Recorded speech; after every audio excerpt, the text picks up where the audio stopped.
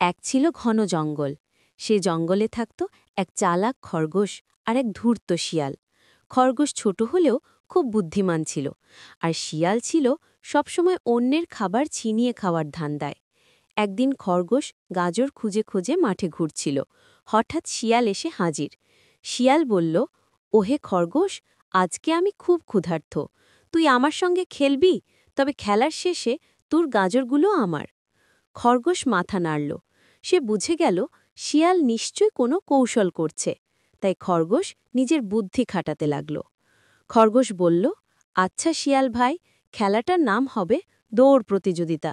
যে আগে বড় গাছের কাছে পৌঁছতে পারবে সেই বিজয়ী হবে।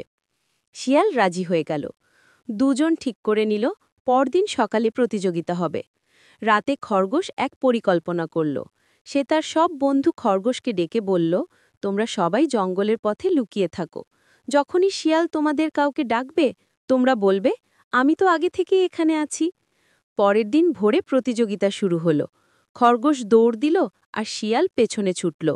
শিয়াল যখনই মনে করল সে খরগোশকে ধরবে, তখনই আরেকটা খরগোশ সামনে থেকে বেরিয়ে এসে বলল, আমি তো এখানে।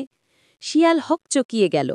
সে যতই দৌড়ায়, খরগোশ আগেই সামনে পৌঁছে যায়।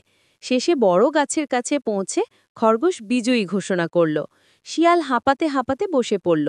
সে বুঝল শুধু চালাকি করলেই হবে না, অন্য কেউ হেও করলে শেষ পর্যন্ত নিজেরই ক্ষতি হয়।